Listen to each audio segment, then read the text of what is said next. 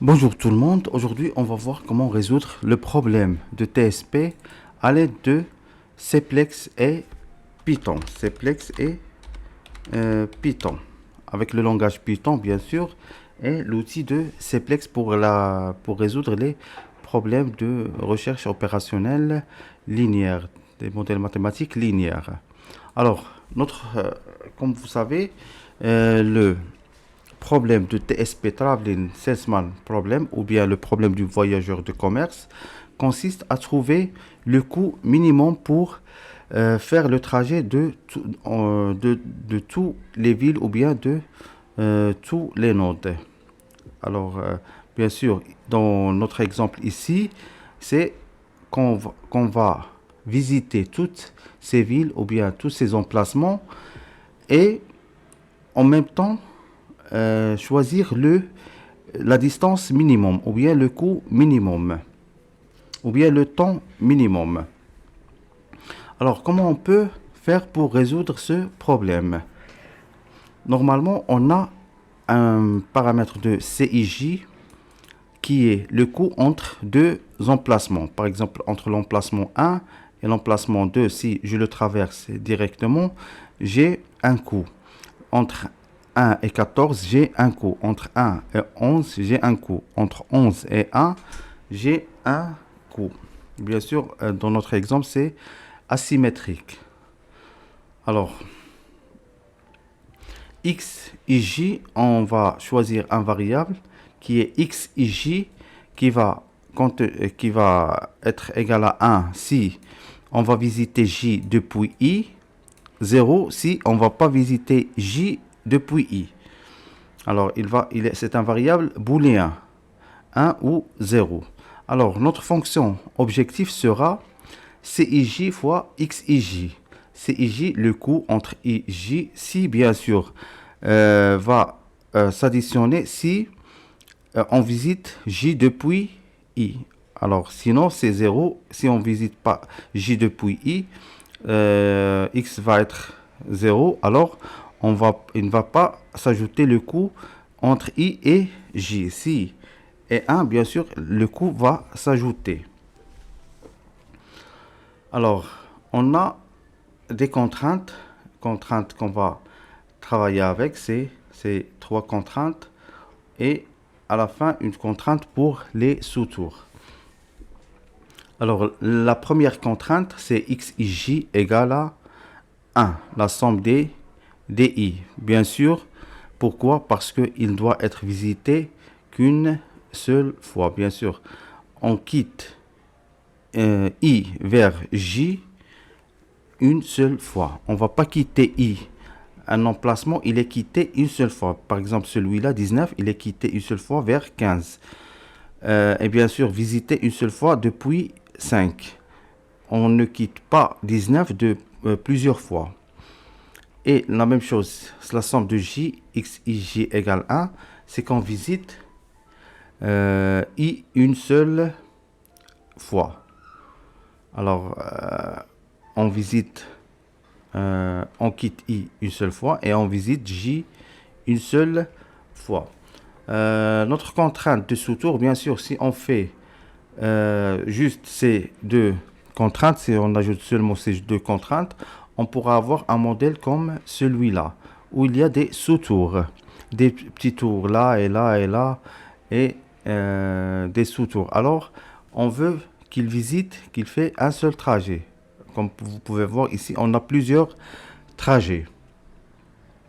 Alors, c'est pour cela qu'on ajoute cette variable UI. C'est une variable de décision qui est intégrée, c'est un variable entier, ou qui va nous donner la succession pour chaque emplacement.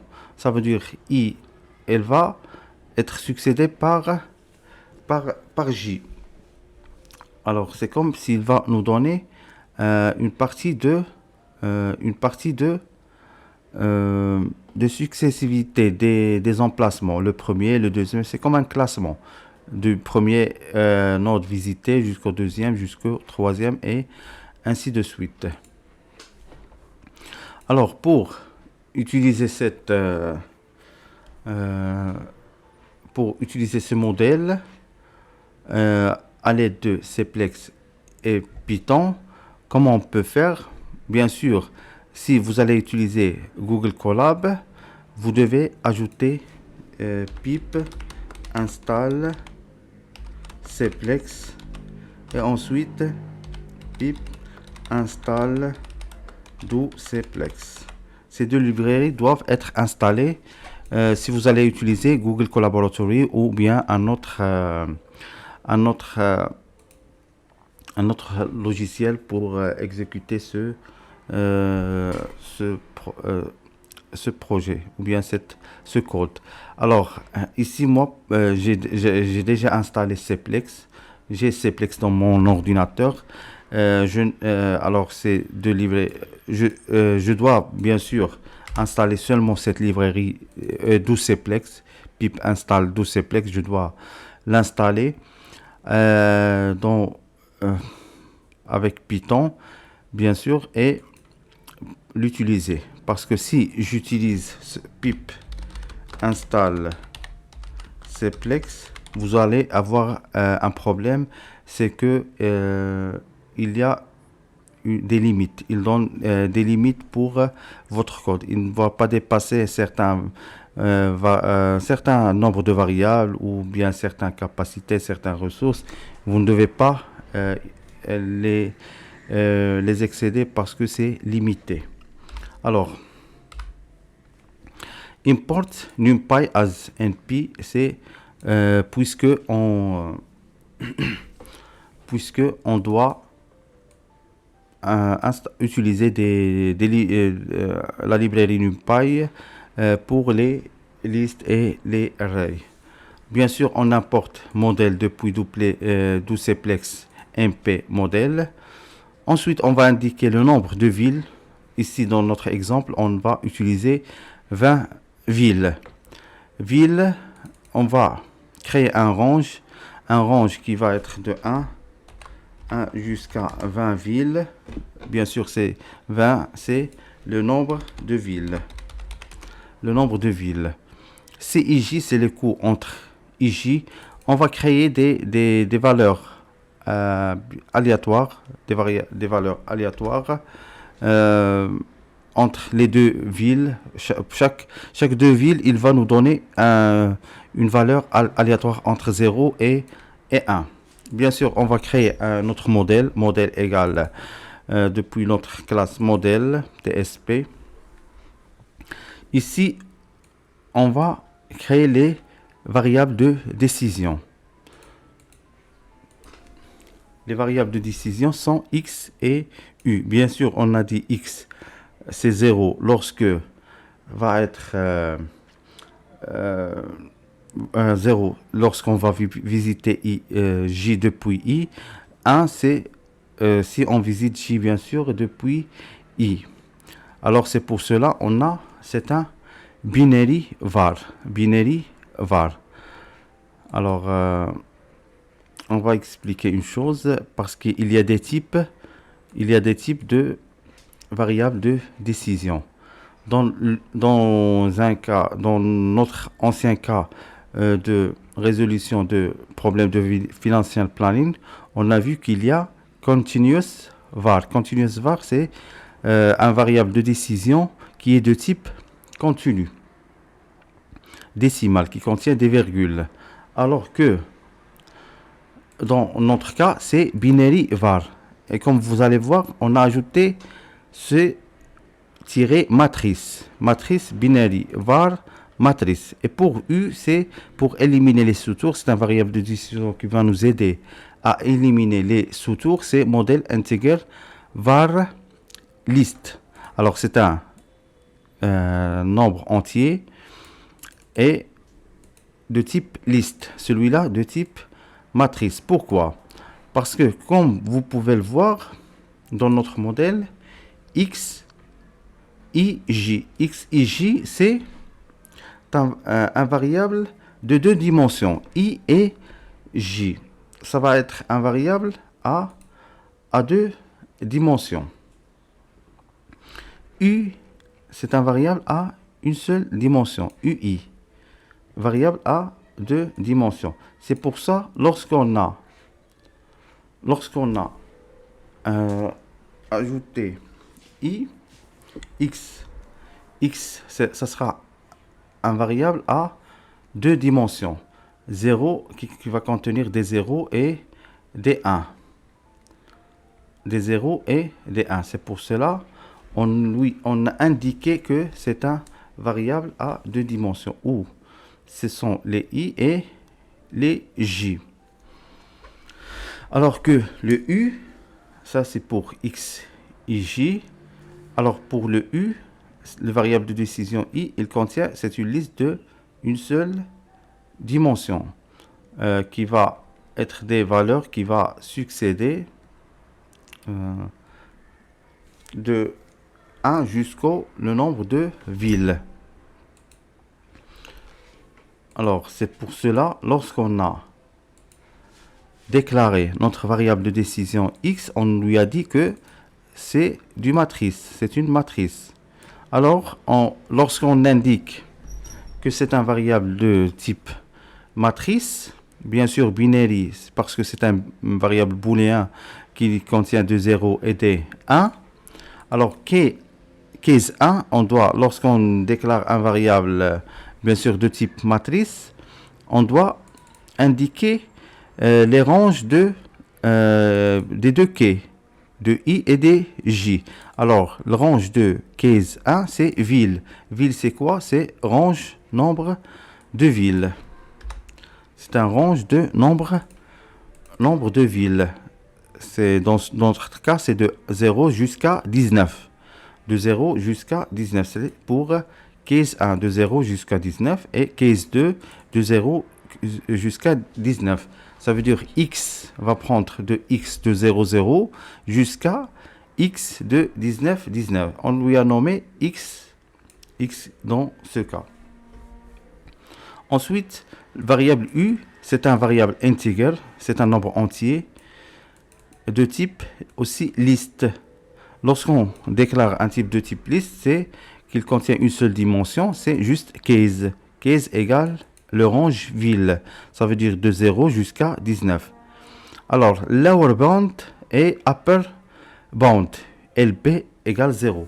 Ça veut dire la valeur minimale que va avoir cette U, c'est 0. La valeur maximale, ça sera le nombre de villes qui est 20. Cette variable de décision, pour chaque élément, ne doit pas dépasser 20. Et le nom, c'est U. Ça sera U, elle sera dans le cas de, bien sûr, d'un variable booléen, LB c'est 0, UB c'est 1. Parce que c'est entre 0 et 1. C'est pas entre 0 et 1, c'est juste 0 et 1. Alors que pour X, c'est pour U, c'est entre 0 et 20. C'est le nombre de villes qu'on utilise. Alors ici, on commence par minimiser le coût total qu'on va avoir. C'est la fonction objectif qui est minimize xcij, la somme bien sûr de tous les i et de tous les j, cij fois xij. C'est modèle, on ajoute cette modèle minimize entre parenthèses la somme modèle.somme cij et bien sûr les indices i et j. X c'est notre variable et ces indices i et j. For i dans ville, dans le range ville, et for j dans le rang ville aussi. C'est la somme des i jusqu'à 20, de 0 jusqu'à 19 et j de 0 jusqu'à 19, comme mentionné dans cette variable de décision. On l'écrit comme cela. Alors, entre ces crochets, c'est les indices I et J. Ensuite, on doit créer ces contraintes.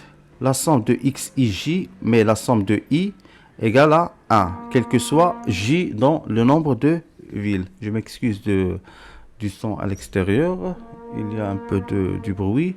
Alors on continue, même on va pas s'intéresser trop au son. Alors la, les deux contraintes, c'est for, je les ai écrits comme cela. Alors for i in wheels, modèle A, modèle add constraint. Alors le son, je crois qu'il est trop haut. C'est Ramadan. Alors, la somme, on ajoute une contrainte, la somme dans J in ville égale à 1. C'est cette contrainte-là. Et aussi, on a, dans cet exemple, j'ai couplé ces deux contraintes. Je les fusionnées. Les deux contraintes, je les ai fusionnées dans cette loop, cette boucle. Alors, comment j'ai fait? C'est modèle add constraint, modèle sum x, i, j for j. Ici, c'est la somme des j. Lorsque je mets entre parenthèses de la fonction sum, ça va nous donner for j in ville. C'est la somme des j. Et ici aussi la somme des j pour chaque i. Mais ici, ce que j'ai fait, c'est j'ai changé i et j. Le début et la fin. Ici, c'est il commence par i vers j. Ici, il commence par j vers i et ça va nous donner ces deux contraintes là. Ensuite, la contrainte pour éliminer les sous-tours qui est indiquée comme cela. For i in wheels, c'est ce qu'on a ici. Pour chaque i et j dans i. Alors, comment je l'ai mis? For i in wheels dans l'euro de nombre de villes et for j dans villes, dans toutes les villes. If j différente que 0. Différente que 0, c'est cette j différente de 1. Pourquoi on a mis différent que 0? Parce que les listes en simplex, on commence par 0. On ne commence pas par 1. Alors, on commence par 0. C'est pour ça qu'on a mis j supérieur à 1. Normalement, ici, l'indice, c'est 1. Le premier indice de la première ville d'où on commence notre visite, c'est 1. Mais dans notre cas, avec Cplex, c'est 0 parce que les listes, elles commencent par 0. Ensuite, on ajoute cette contrainte UI de l'indice I moins UJ. C'est la même chose, UI moins UJ. Plus nombre de villes fois XIJ plus, c'est ça, I. I, c'est le set of villes. Alors, c'est I fois XIJ, c'est l'ensemble des villes I. Et fois XIJ, c'est ce que j'ai mis.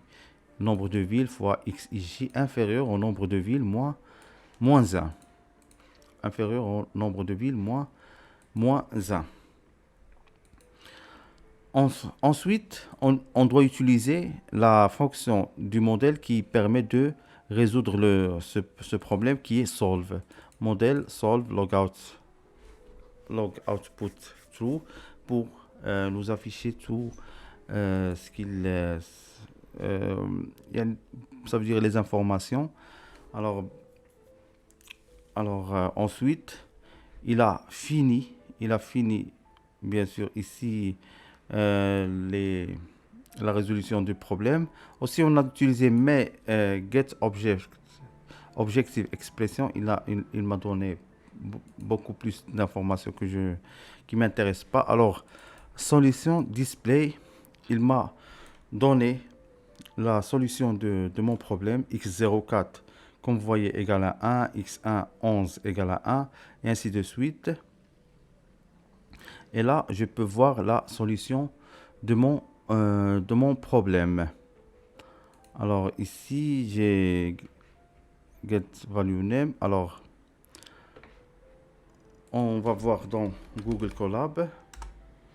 Dans Google Colab, on va voir comment est-ce qu'on a pu résoudre ce problème. File, open notebook. Alors, c'est normalement TSP-MTZ. Alors, pour utiliser Google Colab, bien sûr, vous devez installer Cplex et installer 12 Cplex, ces deux librairies de Python. Vous devez les installer. C'est importer NumPy, importer votre modèle depuis 12 Cplex. Indiquer les paramètres I et J.